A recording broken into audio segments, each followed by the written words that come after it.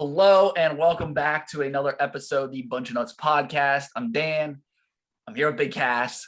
I'm back. I'm healthy, somewhat. Cass, thank you so much for stepping in last week. I was down and out for the count with the worst migraine or whatever. I don't know what it was.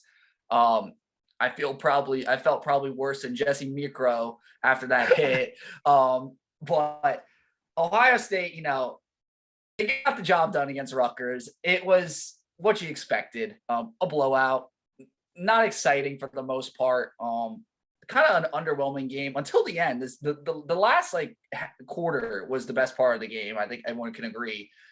Cass, what were your biggest takeaways from the game? So my takeaways from the game was, I'll start defensively. Wow. Good spot.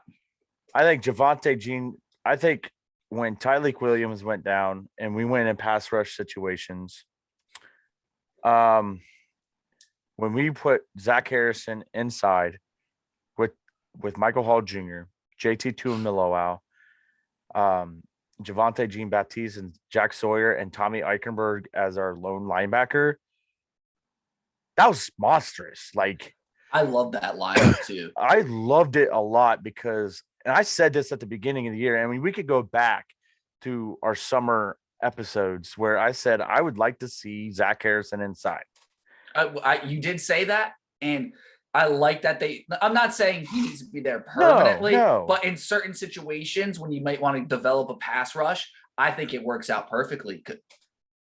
Yeah, it does. And I think just the emergence of Michael Hall Jr., the way Tommy Eichenberg's playing, and you can almost throw Steel Chambers to give Eichenberg a blow.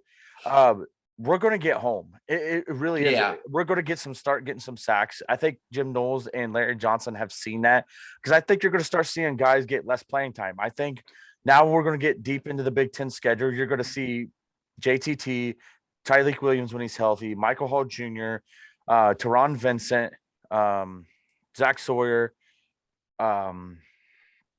and Javonte Jean-Baptiste and Zach Harrison. Those are the 7 linemen we're going to see constantly. And they're all playing high. They're all really playing high level. And I love what they're doing up front. They are so quick. They are so fast. They're getting – and how many times I don't know how many times I looked at my wife in the stands, and I'm like, who the hell's quarterback throwing to for Rutgers? Because he was just chucking the ball. It's like, what are you throwing to, man? He wasn't even making reads. And they were running 3-4 different guys behind centers. And somehow Burke gave up a touchdown. Explain that to me. I don't know what's wrong with Burke. I think he needs benched for a couple games just to get his mind right. I mean, who do you play over him? I think the guys behind him are ready. I think Zaire Brown is. Possibly. I think J.K. Johnson's played well. Brown has played very, very well. We're supposed to get Cam Brown back soon, which this is another point for another conversation throughout the day. But I think we have elite safeties: Josh Proctor, Tanner McAllister, Ronnie Hickman, Sonny Styles. Are playing we have elite safeties. Sonny, I'm really excited because someone posted this on Twitter, which is the best comparison. They said next year's defense, it was Sonny Styles and Kai Stokes, but they put it as Earl Thomas and Cam Chancellor. I think that's just the perfect comparison, because that's what it reminds me of. But Sonny Styles, he's got to be. The way he's trending, and you can see he's beginning to play a lot faster and pick up on the defense. I think by the Michigan game, I think he's making a much bigger impact, and I think he's going to be a guy. I agree. I think what he's done on special teams, he's a freak. CJ Hicks was making some plays on special teams 17, too. The kid's 17 years old, and he's just out there playing with the grown folks. Can't even vote yet. Can't even buy a lottery ticket, and he's making plays. It's insane. But I want to give kudos to Javonte Jean-Baptiste. He the first game, I believe it was Notre Dame, he didn't look great. And then he's really turned it on. The game since He's one of our best pass rushers. Like he's probably the best pass rusher. He is. And I wrote an article actually for Silver Bulletin, I want to say in January, and it was like the ideal rusher in the Jim Knowles defense. And I had Javonte Jean-Baptiste as one of the guys because I think he's just a natural pass rusher. He's a guy who could put his hand in the dirt and still get to the quarterback. And I think with the emergence of Jean-Baptiste and Zach Harrison sliding inside, it gives this defense a lot extra room to play with. And like we have so many, and Knowles must be just salivating because he has so many chess pieces he can play with. And that's really the beauty of this team. On this defense, there's only a few guys that I'm worried that go down because we have so many good guys and so much good depth that we could just rotate guys in and out and get massive production based on the matchups and schemes. Yeah, I 100% agree with you. I think Tommy Eichenberg's playing. He's going to he's getting a tree planted this year. Yeah, he's the one guy we can't lose. No, I think Steele would fill that void nicely if Tommy would go down. But he's not playing. Like Steele's playing all. We might have our two linebackers might be all first team all Big Ten. I mean, hands down. I just think our defense is top 10. We're number 10 in the country. I mean, Jim Knowles wants top 5, and it's trending in that direction. We've got a nice schedule. We're playing some pretty good decent offenses coming up. I mean, we get a bye week to get healthy next week, which is nice. But this defense, 2 weeks in a row, 94 yards passing, 80 yards passing. I mean, it's just so deep, Cass. You just go down. I'm just going down the stat sheet. Steele Chambers, 11 tackles. Tommy Eichenberg, 9 tackles. Ronnie Hickman, only 6. Proctor, 5. Our boy Chip Trainum, 4 tackles. And he's a backup linebacker, running back, special teams guy. Cody Simon, 3 tackles. It's just like the depth we have is insane. And I feel bad because I feel like something's gonna have to give in that room, that linebacker room. I think we're gonna see a guy or two transfer next year, unfortunately. I think Chip Trainum is going to be gone. Trotta Mitchell is going to be gone. They're just going to see a lot of guys. I think if Tommy Eichenberg keeps playing the way he is, he's going to be gone. Yeah. I mean, you're absolutely right. I mean, he's going to be getting an NFL contract. You're talking about a guy who went 45 snaps against Tulsa without recording his sack or tackle. Yeah, and I will say too, I think. Unfortunately, the defense played great. The 10 on the board that we gave up, that was not the defense's fault for the most part. I blame Denzel Burke. I do, but you also have to kind of look at it. What happened there? They got the ball inside like the 15 because Abuko couldn't field a punt. Yeah, so Ohio State's only averaging 14.8 points a game. Opponents have gotten 63 first downs. It's not bad. They've only given up 552 yards rushing. That's pretty darn good in 5 games. We're the number 1 offense in the country, and it's us, I believe Tennessee, and then Bama. I'm really just pleased of how this team is trending, and what I love the most, and kind of segue onto offense. Real quick before you go that way, I've got defensive stats real quick. Okay. Tommy Eichenberg has 42 tackles on the season, 23 unassisted, 19 assisted, 42 tackles, 5.5 tackles for loss. He's a heat-seeking missile. I mean, that's what he is. Yeah. Steele Chambers, 30 total tackles, 18 unassisted. Isn't it nice to have? And then I'm going to throw Cody Simon. Cody Simon sitting at number 5, right at number 5 on the team. Cody Simon, 17 total tackles. Three of the top 5 tacklers on this team are linebackers. Isn't it nice? It's nice having a guy like Cody Simon too, because there's going to be an inevitable targeting penalty on one Steele Chambers or Tommy Eichenberg. And how about Lathan Ransom, who's only played 4 games, 18 total tackles? Yeah, Lathan's been a dog. He's been quiet, but he's obviously been one of the key guys on that defense too. By the way, guess who our sack leader is on the team? Javonte Jean-Baptiste. Yes, 2. Yep. Michael Hall Jr., 2. Jack Sawyer has 2 as well. I think one of those is going to pick up soon. Yeah. JTT, I mean, a lot of people's like, oh, finally you're seeing Zach Harrison finally show up. People forget he was lethal in the run game last year. It's just the problem with Zach Harrison is people set his bar clear up here because of Chase Young. He came right after Chase Young. And he hasn't had the proper – he's had Larry Johnson, but he hasn't had the proper schematic to help him.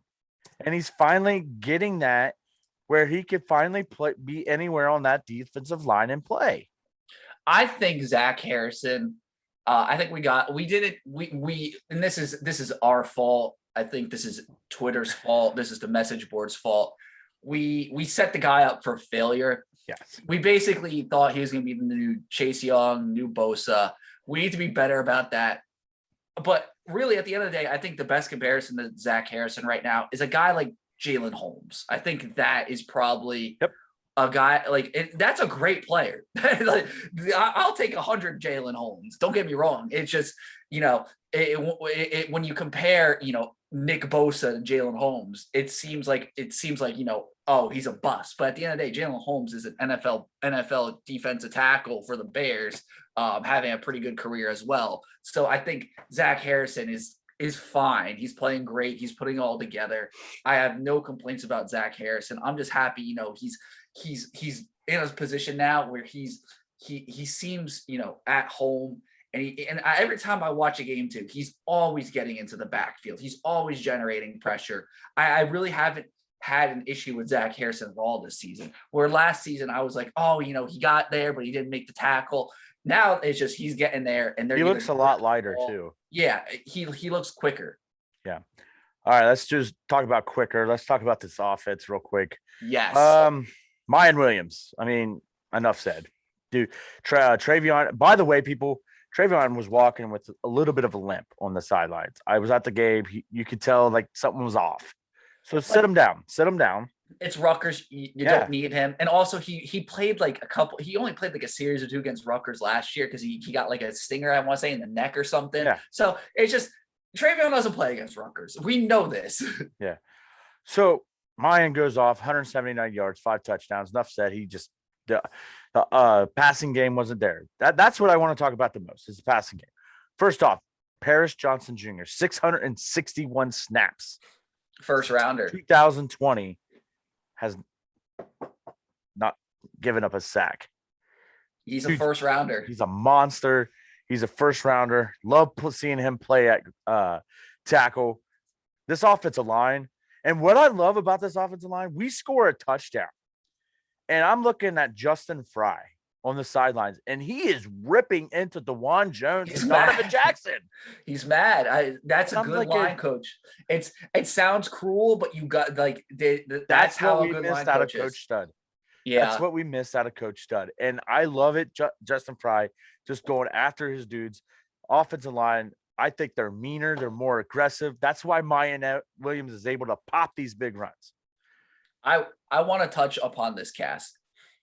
Obviously, we're going to get into the receivers, and they did not have a good day. No. But this offense is lethal, and it's deadly, and it's complete because we had not a terrible day, but not a great Ohio State passing day.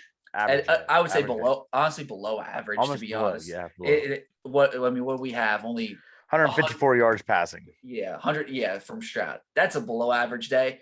But being able to not just win, dominate a game with one of your main backs out too, being able to dominate a game, and Mayan Williams put up 189 yards and a school record along with Keith Byers and who else? Pete Johnson, yeah.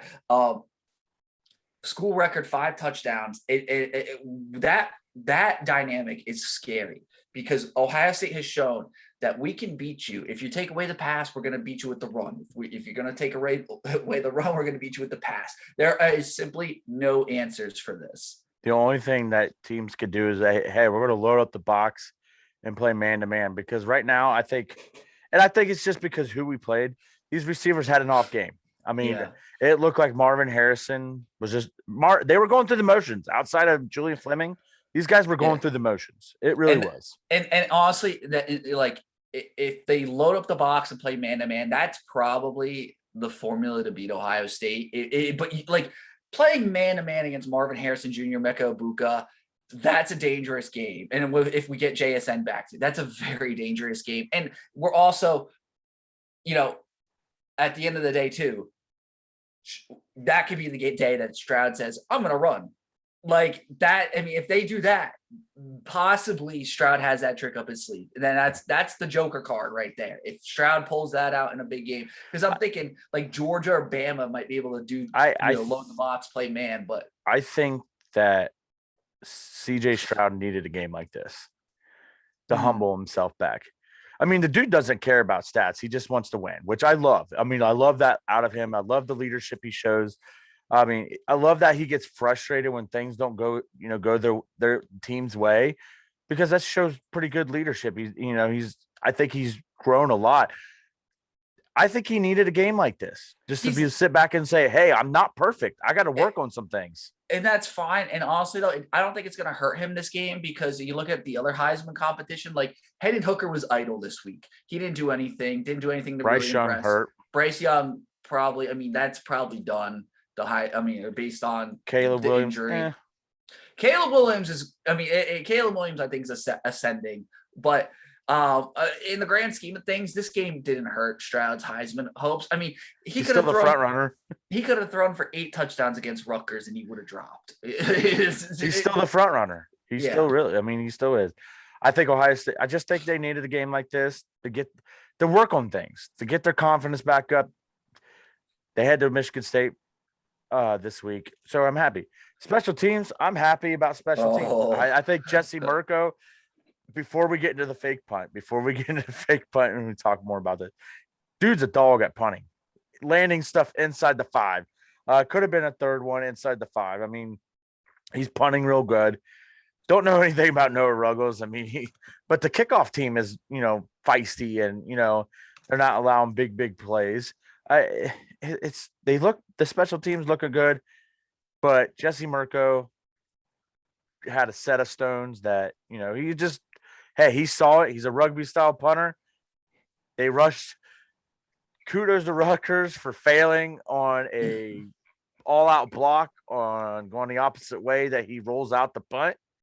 And Jesse Mirko read that, and Crookshank is a bitch. Yeah, look, all right. I'm not going to lie. Mirko, great play. And you absolutely want, if you're coached to do that, totally fine. Look, Greg Schiano, you can't come into here, do an onside kick in the first quarter and like 30 other trick plays and get upset when a kid, it wasn't a trick play. And try to attempt to do another one. You also have to look at it like this. Mirko hasn't, I don't think he punted at all prior to that. I'm pretty sure he didn't punt once. I think he did one time. Maybe and I'm not going to lie, he kind of deserved to get hit a little hard. I think he saw some daylight. I think he tried to house that. Let's not lie. I think he thought, when he got the first down, and he didn't deserve to get hit like that. He went out of bounds. He didn't deserve it, but I don't think he's upset. I think he's fine. I think if he would have tried to keep it inside instead of stepping out of the bounds, then yeah, I would. If I was on Rutgers and I saw that, and I wouldn't have hit him out out of bounds. I think I would have, if he stayed in bounds, I think I would have cheap shot at him. I ain't gonna lie. If he stayed in bounds and tried to juke people, actually, he probably would have juked me out of my shorts. I don't know why he ran out of bounds. I think, I don't know. It's you in that situation, you either got to go out of bounds a little earlier, I think, or you're housing that. There's no in between, because they're gonna smack you either way. Or he hits you like Sean Taylor did to Brian Mormon in the Pro Bowl. and look, I don't think it was. It was dirt. All right, it was dirt. I'm not gonna lie. It was dirty. I'm not even saying. What are you talking about? It was dirty. Dirty. It was 100% dirty. But I understand where Crookshank's coming from.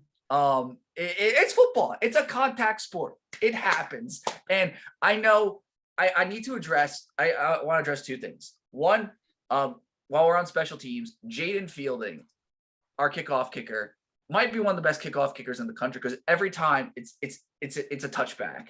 I'm actually concerned for a kickoff coverage team. They're not getting enough reps of live returns, which could be a problem. But like Fielding, stud, love him.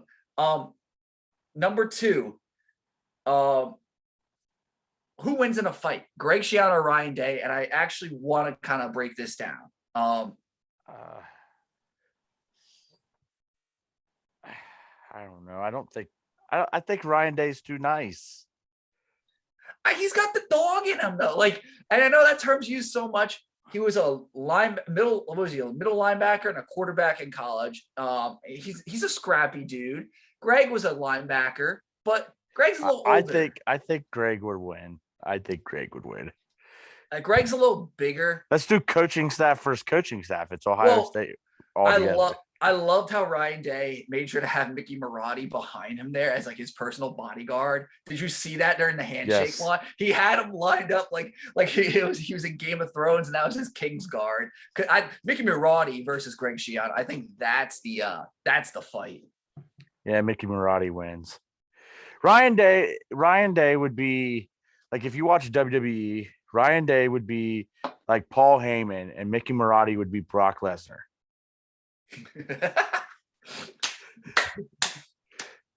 I love Ryan Day though. Or it's ECW One Night Stand, and we got all Heyman out there with Tommy Dreamer. Yeah, Greg Schiano's Eric Bischoff, and then we got Tommy Dreamer and the Sandman coming. Tennessee Jeff's the Sandman, like coming down.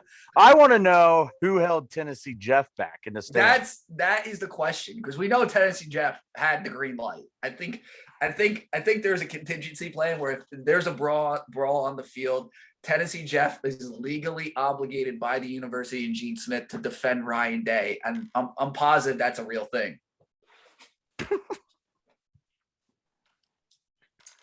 Oh man, let's move on to Sparty. Really, let's move on. Let's move on. I want to address the targeting. The targeting I posted on Twitter real quick. 100% targeting.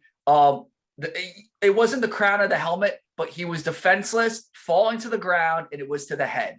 And it was absolutely, if you look at the definition of targeting, you follow the elements, it fit targeting. And to people who are saying, oh, I don't watch football. No, I watch too much football. I literally watched 48 hours straight football on the weekend. I know what I'm talking about. I know what targeting is.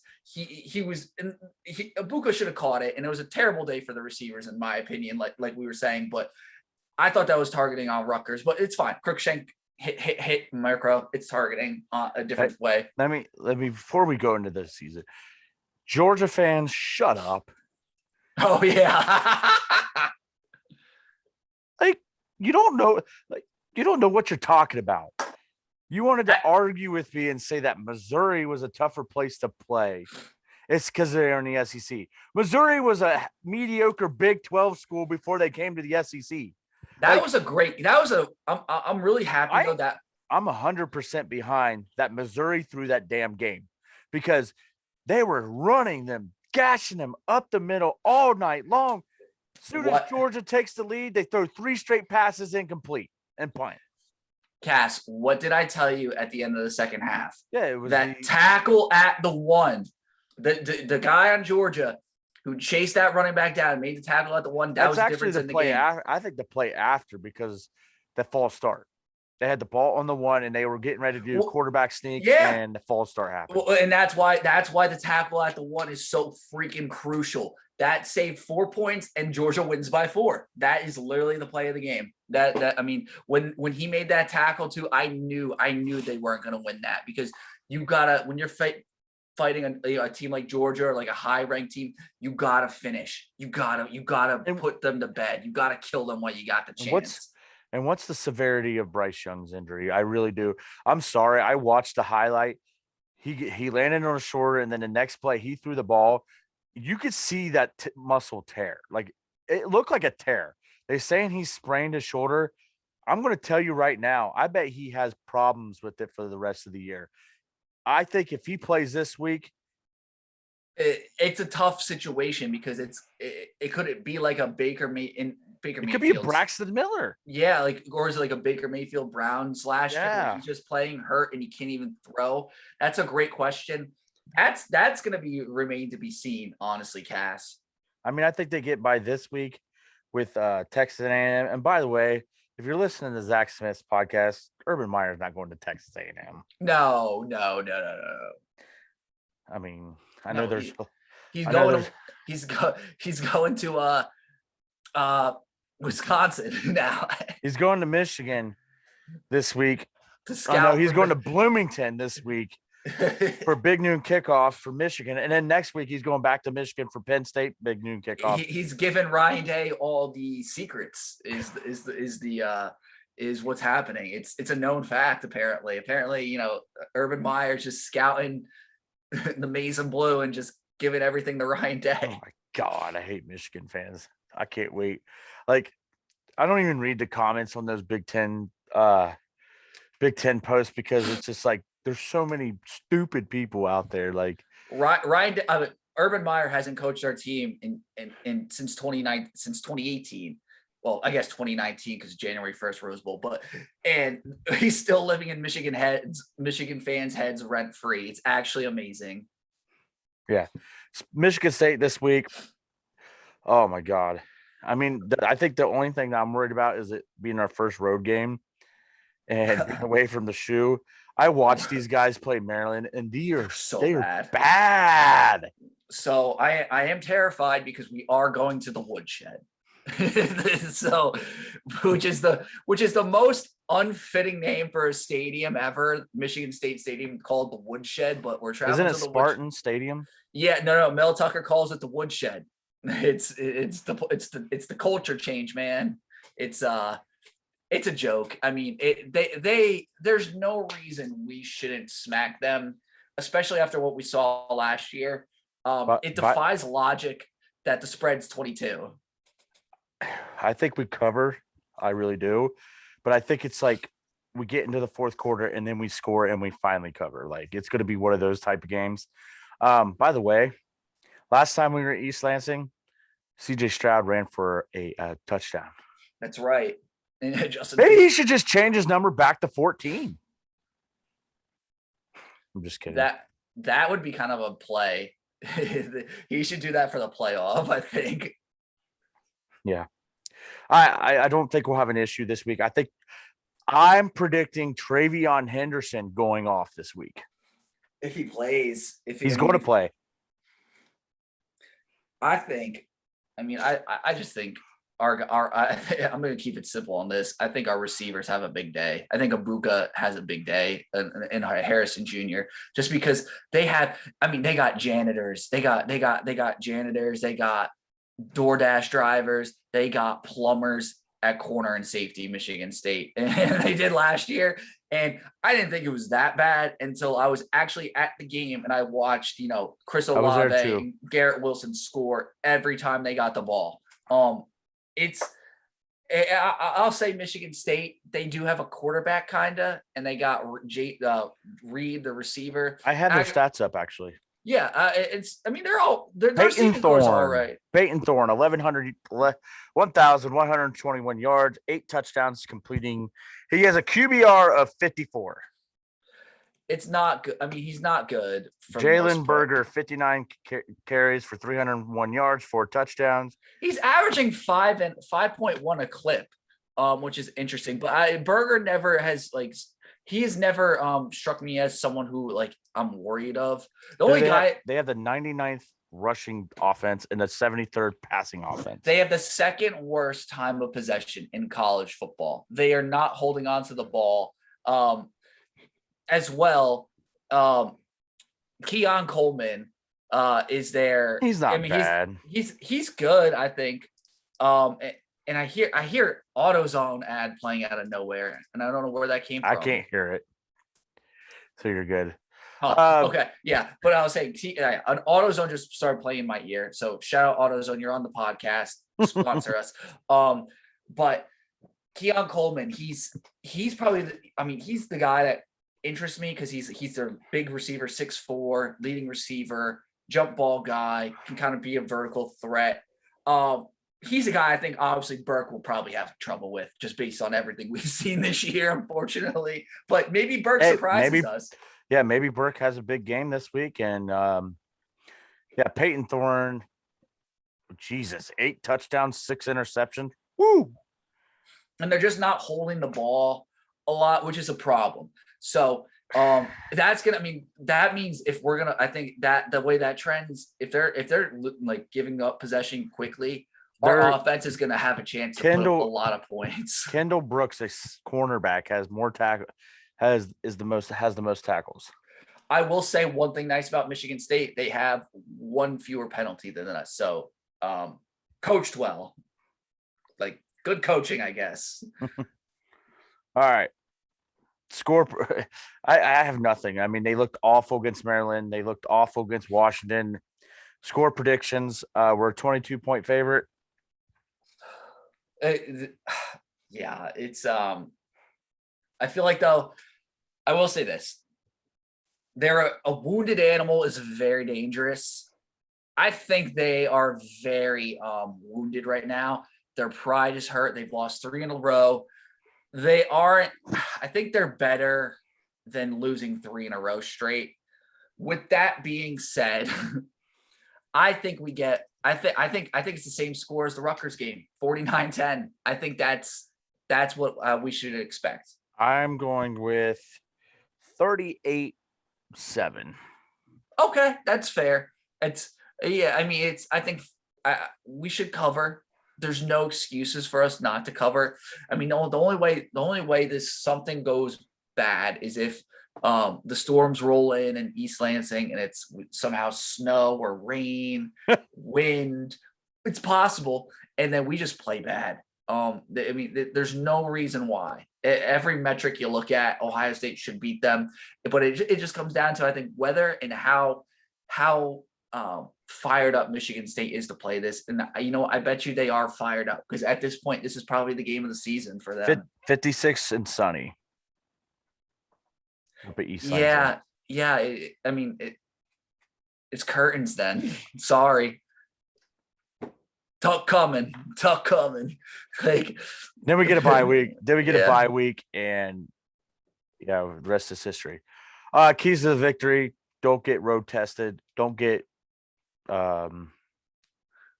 roadkill. I guess. I mean, I'm just trying to think of an analogy of don't be sleepwalking, basically, because you're on the road for the first time. I would say, yeah. And don't turn the ball over. And tackle. I would say just take what the defense gives you. Play Buckeye football. Let's not overcomplicate it. If they're taking away the passing, give it to Mayan. If they're taking away Mayan and Travion, throw it to Marvin Harrison and Abuka. Just whatever. Do whatever the defense gives you. Keep that simple. And then defensively, don't let the receivers make a couple big plays on us because that's the only way I think they keep this close. Our DBs would have to basically fall asleep at the wheel, and Thorne and his receivers would have to get hot. I don't see Berger and them running the ball against us because they're just not good at running, and they can't sustain a running offense, in my opinion. All right. Buckeye. Which, of course, Berger will now have more yards than Kenneth Walker in this game. But all right, we talked about this. We thought about doing this last week. It is now quarter of the season is over. I think we could start. Things are starting to fiddle in together. Let's revise our college. We're going to do this 2 more times probably. Yeah. Because halfway through the season, revising our college football playoff picks. If we do, are we going to do 4 and then first 2 out? Yes, 4 and first 2 out. Okay. Yeah, I like that. I think that's the fairest way to kind of do this. I could start if you want me to. I believe I had Alabama as the number 1 seed at the beginning of the year. I have the Buckeyes, the number 1 seed. I have Alabama, the 2. I have Clemson, the 3, and I have USC, the 4th. Ohio State, USC in Fiesta Bowl in Phoenix, and then Alabama versus Clemson in the Peach Bowl. I know I just don't see enough out of the ACC for Clemson to lose. I think there's 2 shots that they were going to lose were Wake Forest and NC State, and they overcame that, and they won. But obviously, I think Ohio State and Alabama are going to go to the national championship. First 2 out, Georgia and Michigan. No, not even Georgia. No, Michigan and Tennessee. I like it. Are my first 2 out. I mean, I really do like Tennessee. I unfortunately though, I don't think they're there yet. They're so close, and they're like America's darling because they're like the 3rd best SEC team. They're fun to watch offensively. I just think they're just not there yet. Unfortunately, I think when they play Georgia or Bama, they will lose and get exposed. But they are very good. They're New Year's Six worthy, but they're just not there yet.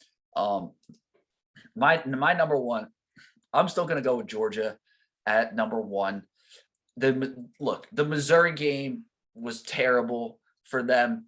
I still think though they're a good team. And I was kind of looking at their roster, watching that game. Bowser's such a freak.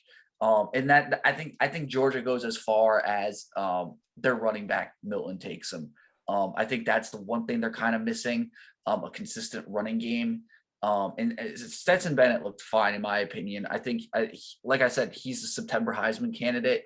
October happens, and his colors start to show. But he is a national championship winning quarterback. They've had the most impressive win against Oregon, I think, this year. So I think Georgia's my number 1. Number 2, Ohio State. Right there, you can absolutely make the argument. I'm just trying to be fair. For the first time in the history of this podcast, I'm actually trying to not give a biased take because it's the college football ranking. So I take this more seriously than voting. So I got Ohio State number 2. If them and Georgia they'll play it on a field, it's a coin flip. Honestly, it's really just comes down to offense versus defense. Number 3, I'm gonna go with Michigan. Michigan, I think. With McCarthy at the helm, they're a little more dangerous. That offense is probably one of the most dynamic offenses they've had in years, which is, it's crazy to think this time last year, we were still kind of questioning Harbaugh and everything. Now the program and offense looks decent for the most part. So I have them at 3. We're setting up for a huge collision course in Columbus Saturday after Thanksgiving. Number 4, I'm gonna put Bama at number 4. So you still have the same 4, just different order. I do. I'm dropping Bama though, because the Bryce Young injury. I still think what we saw Bama they'll pull off in the second half against Arkansas. They're coached so well. The Saban system, you have to believe it and trust it. Unfortunately, basically, you just flip-flopped Michigan and Alabama. I did. I mean, I think right now, if Michigan were to play Bama on a neutral field, I think, and I can't believe I'm freaking saying this on this show. I think without Bryce Young and Michigan with McCarthy, I think Michigan wins. I think the spread. So you're setting up Ohio State versus Michigan and wherever the national championship game is, SoFi Stadium in LA. I'm setting it up, first round. No, you'd be Ohio State, Michigan, yeah. 2-3 matchup out in Glendale. That'd be fun. That'd be really fun. Yeah, I got that, and then my first 2 out, I got at number 5. Penn State. I think Penn State, and they're gonna lose now this week because we have them. This is once Penn State's They're off this week. They play Michigan next Michigan, week. yeah. I mean, that's a big one. Whoever wins that is a top 10 So team. you have okay. So how is Penn State going to be the number 5? Is there going to be a ton of 2-loss teams? I got. Oh well, are you saying how the season ends or based on how they performed right now? Because I'm just going based on how they performed. Oh, I went by seasons in. Okay. Based on okay, I would have the same if based on season perform right now. I would have Ohio State, Alabama, Michigan, Georgia as well. Okay. Yeah, that's But at the end of this, and then USC number 5. Number 5, and then 6 would be Tennessee as well. I think that's in my top 10 that I do every week, I believe. Okay. But I think I was going at the end of the season, which I think, yeah. And I got as my 6th spot. I do have. I hate to say I have Clemson, and I don't like them at all. I don't like them either. I hate them, but I feel like this is a team that unfortunately is just coached well. And that's really because like Ukulele is not good, but that Shipley kid, he's kind of electric, but I don't like him. He's like a little snotty little preppy kid, and I don't like him. And he's like a Christian Leitner. I feel like he's like the villain. I think there's a huge gap between the top 4 right now, because we both have the same top 4 as right now what it stands. Yes, I mean, yeah, I think there's a huge gap. Yeah, I do agree. It drops off, and then my honorable mention, obviously, USC was just there, but they didn't. I didn't love their performance against Arizona State. I think I don't trust that defense still. I'm not a believer in that defense. Caleb Williams and that receiving core, and that offense is dynamic, but they're gonna mark my words. They're gonna drop a game or two. Pac-12 after they play dark. UCLA. Dude, UCLA is a trending team. Yeah, they really are. I see Pac-12 after dark getting USC though, the way this is going. But they're delightful to watch. They're like a Tennessee, exciting, America's sweetheart. Like we love to watch them, but you're not there yet. You're not getting invited to the Met Gala. Let's do this. Let's do this. New Year's 6 real quick. Obviously, we have Peach. I have the Peach. Alabama versus Clemson. I have at the end of the year. We're doing end of the year. You could change your Final 4 however you want. At the end of the year, I have Alabama versus Clemson in the Peach. Fiesta Bowl, Ohio State, USC. Rose Bowl, I have Utah against Michigan. I have in the Cotton Bowl, which would be SEC, Georgia. No. I had Tennessee higher than Georgia. I had Tennessee. Hear me, Tennessee versus Tennessee. No, that would be the Sugar Bowl. Scratch that. Sugar Bowl. I'm sorry. Tennessee, Kansas.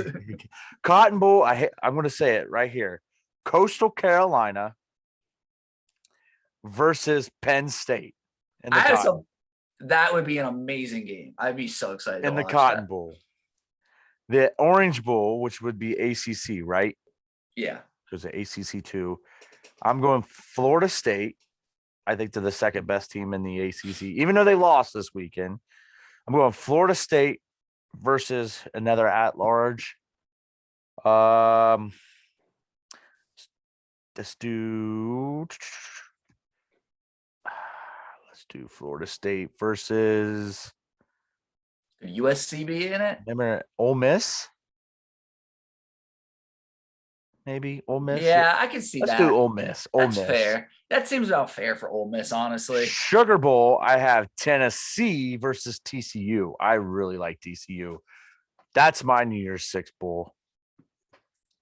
At the end of the year. Because as of right now, the top Final 4, the 4 are Michigan, Ohio State, Alabama, Georgia. I mean, there's no, but those teams play each other. That's why they cancel out. Like, see, I still think. I mean, I really think this is setting up for where Michigan's going to be undefeated and Ohio State's going to be undefeated, and we're going to beat them in a close game, a well-fought game, and they're still going to get in because they're going to. If if your one loss is to us, I just think that I think a one-loss Pac-12 or a one-loss Big 12 get in. I really do. I really do. yeah. Look, Or Clemson or a one-loss Clemson ACC. I really don't. I think they're not going to. I think if you have all those one-loss teams, it gets to the most deserving yeah. versus best. If we're going best, I think Michigan's way better than Clemson. If you put if you put USC and absolutely, if you put them on a field together, I mean, I think TCU is the team to watch out for in the Big 12. I really do. Not the Jayhawks. No. Which is, I mean, I think that's amazing. I think they're going to get boat race this weekend. They play TCU. That's where college game day is. I love that. Yeah. And big noon kickoffs in Bloomington. It's going to be a good week of college football. I'm excited. Yeah. It's always a good weekend of college football. What are you at the end of the year? At the end of the year, what do your New Year's Six look like? At the end of the year, I mean, you could either go with your same Final Four you got. I mean, I'm keeping the Final Four. I'm staying true to that prediction because you also have to. The way this is also trending, Cass. If Bama loses a game or something, let's say, without Bryce Young, they're going to get the benefit of the doubt. Yeah. And Georgia could lose the SEC championship and probably still get in the playoff. The way we've seen it in the past. I mean, last year. Will they do back-to-back games versus like that Georgia versus Alabama back-to-back games? No, they'll stagger it. They'll absolutely. I mean, it would be Ohio State versus Georgia, or I'm gonna say Ohio Alabama. State. I'm gonna say Ohio State versus Bama because it'll be 2-3. Ohio State versus Bama 2-3, and then Georgia versus Michigan 1-4. So at the Peach and then at the Georgia gets the Peach Bowl in Atlanta. Ohio State, Michigan gets the Fiesta Bowl? Yeah, Fiesta Bowl. And what's next? The Cotton Bowl. I'm gonna do on the Cotton Bowl. Who is there? Anyone else besides Coastal Carolina that's like a big at large on?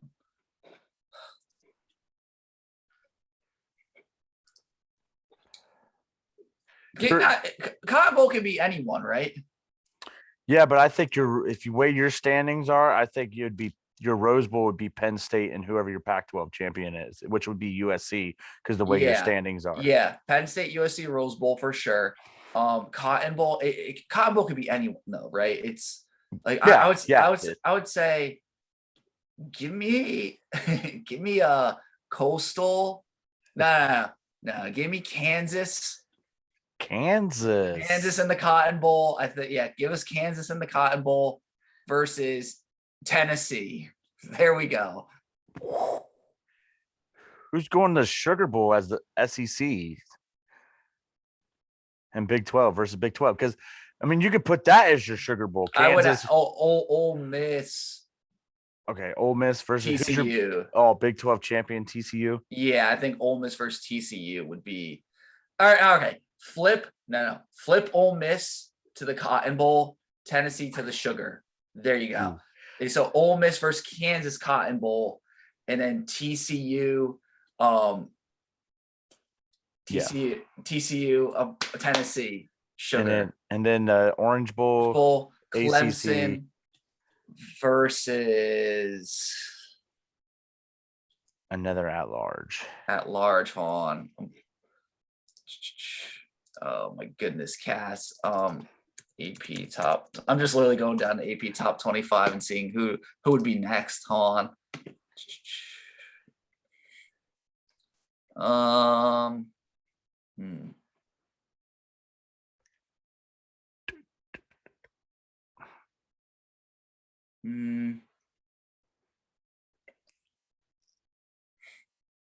Oh, this is tough, man. This is tough. Oh my goodness. Utah, I guess. They'll somehow put Utah there. I think the Cotton Bowl is, I mean, I feel like they would put Utah in the Cotton. Maybe Utah, Utah in the Cotton. Ole Miss Clemson. Oh. Yeah. remove Coastal. Unfortunately, it'll be Utah versus Kansas. And then Texas would go to the Holiday Bowl versus San Diego State. Our Cheez-It Bowl. The Duke's Mayo Bowl will be Minnesota. NC State. Oh, God. And PJ Fleck rows the boat in mayonnaise. Oh my goodness. It's just a lake of mayonnaise, and he's just row the boat in mayonnaise. Which, by the way, the keep chopping motto by Rutgers, and they get upset after we keep chopping, we keep playing against a team that's motto is keep chopping. It's the most ludicrous thing. I just got to bring that up. By the way, the Ohio State spreads up to 27. Interesting. All right. It's time for our pick'ems. I forget what we're got the next week. We're gonna have to really dive in to see how we're doing. Okay. Yeah, this was a bad week for me. I think I went 2 and 8. I only got to, I'm literally 500 again. I think I went 2 and 6 or whatever. To be fair, Cass, I was just texting you my picks like as I was on my way to the doctors to get a COVID test. Since I chose them last week, you could choose them this week. I think I deserve a mulligan. I literally didn't. I was just like, I literally looked at what you said. I'm like, all right, give me the opposite. Give me the opposite. Fade this. I was not even looking. I made some dumb decisions real quick. I don't think that should count. Okay. Yeah. Let's go. You choose. Okay. I appreciate that. Let's start college game day. TCU at Kansas. I already said it. I'm taking TCU in the 6.5 all the way. And what's crazy about this? Tickets only $26. Are you writing these down? No, I am not. All right. Yeah, you're usually the scribe on this. TCU is -6.5. Give me Kansas plus 6.5. Rock Chalk Jayhawk. It's at home. It's gonna be electric. Let's do it. Let's do Kansas, man. By the way, their quarterback, electric. Yeah. But September Heisman.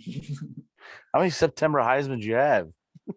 Stetson Bennett, the Kansas quarterback, and I'm gonna say that's it. All righty. All right. So that's one. Oh, let's do it noon. Red River Shootout. It's irrelevant this year. Texas is a favorite. By the way, 7 points. By the way, this is the first time that that is the only Big 12 matchup this week where Texas and Oklahoma are the only two teams that are not. Well, Texas Tech is not ranked, but the matchup is between unranked opponents. Yeah, I got what you're saying. I like Texas. I don't trust Oklahoma. I like Texas straight up, honestly. I mean, when it comes to offense, Oklahoma's offense is just still so much better. Believe it or not, Texas, they're tied for 86th in yards. Oklahoma's 26th. Texas has a little better defense, but this is the Red River Shootout, not the Red River Punt Fest. So I'm going to go with Oklahoma plus, what is it? +7. So far, this is like the first week where we're back-to-back not taken. I like it though. This is how it is, man. Do we want to do any? I can't believe Georgia and Auburn. Georgia is a 30-point favorite. Here's one. Utah, secretly good game. I knew you were gonna say that too. I was scrolling, like we started the noon games and it went down. Utah, UCLA. Utah's a 3.5-point favorite. The Rose Bowl will have maybe 6,000 people instead of their normal 4. I honestly like UCLA here. Because I got the Utes. I'm gonna take UCLA plus 3.5. I like UCLA because they have that power run off. They can You know run pound the what? rock with Charbonnet, and You their know what? quarterback is pretty mobile and I good. I think I'm right there with you. After thinking about this, I'm going to take the Bruins as well. It's I feel like that's a game that they should win at home for some reason. The way they've looked. I mean, it's not going to be electric. No, but I think they get that done. I don't know. All right. Oh, here's an interesting one. It's later in the night, but let's do number 16 BYU versus unranked Notre Dame. I'm telling you what, I had BYU beating Notre Dame at the beginning of the season.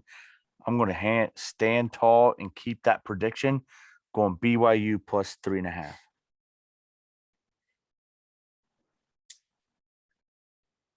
I'll take Notre Dame.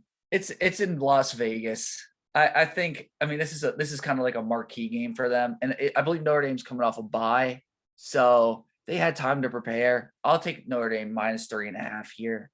All right. This is my tiebreaker. I don't know if this is going to be. I'm taking Florida State plus 3 over NC State. I like it. Cass. That's my tiebreaker. And even though we got more games to pick, but I didn't think you were going to put that on the list. So my tiebreaker. Yeah, this is my tiebreaker. It's a late night action. It's interesting. For like the at-large bid. I'm gonna go. It's Coastal Carolina at Louisiana Monroe. At Louisiana Monroe, Coastal Carolina is only they're 14. I have 13.5. So I'll take Coastal Carolina minus 13.5. There's no reason if Coastal Carolina is like the at-large team that we think they are. And that offense is really good with Grayson McCall. They're 36th best offense in yards in the country. And ULM stinks. They're 205th. They're almost bottom of the barrel. Defense, bottom of the barrel. They're just not a good football team. So there's no reason I think they shouldn't at least cover Coastal Carolina. All right. Yeah. What about first place Illinois home against Iowa? Illinois is a 3.5 point favorite. I'm gonna go with Iowa on this one. I think Iowa beats them. But Brett Bielema has done a very good job. You got to commend him. They are 4-1. I mean, they're 4-1. They're en route to probably go to a bowl game, Illinois, which I mean for them, that's immense. They just have to beat probably Nebraska, Purdue, or Northwestern. I think they could easily do that and get to a bowl game. Great job, Brett Bielema. It's funny looking at the offensive disparity. Illinois is not even that good on offense. They're like 77th, but Iowa's 261st. But it's, I mean, that defense is legit though. But Illinois has a great defense. They're 11th. All right, we need 2 more.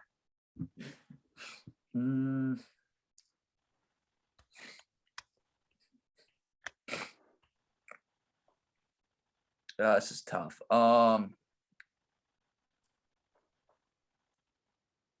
my goodness. I'm trying to find anything remotely interesting. What about you want to do Texas Tech, Oklahoma State? Nah.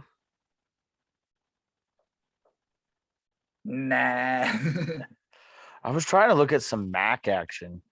I was interested too. Kent State, Miami, Ohio. Kent State played tough against Georgia. They got smoked by Washington and Oklahoma. Miami, Ohio beat Northwestern. Kent State's a 5.5 point favorite. Should we do that game? Yeah, let's do that. And I got one more action game. Give me the Golden Flashes just because they played they played Power 5 conference teams. Give me Kent State. Can't read, can't write, Kent State. I gotta pull it. I'm trying to hold on my thing. There we go. Kent State, Miami, Ohio. Well, that's tough, Cass. I mean, it's at Fred C. Yeager Stadium. In Miami, Oxford, Miami. I'm just seeing, like, I want a reason to pick Miami. They really haven't impressed. Oh my goodness. Oh yeah, Kent State kept it close against Georgia. Kent State. Yeah, there you go. That's all the data I need. I was looking through everyone's schedule and like kind of going over that. Kent State kept it close against Georgia. Like they covered absolutely. And they got boat raced by Washington and Oklahoma, so they have the good team game experience. Here's the last game I think we should do. It's also action. Toledo, Northern Illinois. I was looking at that. Toledo's only -5.5. That dude Daquan Finn, monster. Absolutely, Toledo's covering there. I don't know how they don't, honestly. That might be my lock of the week. I don't know. If Toledo doesn't cover there, I don't know. What's the line? 5.5. They favored? They are favored by 5.5. All right. We are different on BYU, Notre Dame, Texas, Oklahoma, and TCU and Kansas. That's pretty good. Yeah, no, that's fair. I mean, I don't ever try to be like, oh, you're doing this, so I gotta do this. Except last week when I was just in a hurry and I felt like crap. I actually like sit through and think about my picks and like what's the best team to win here. All right. I kind of thought through my picks. It just wasn't a well looking at the data type thing. Yeah, I'm going to send you over these right now.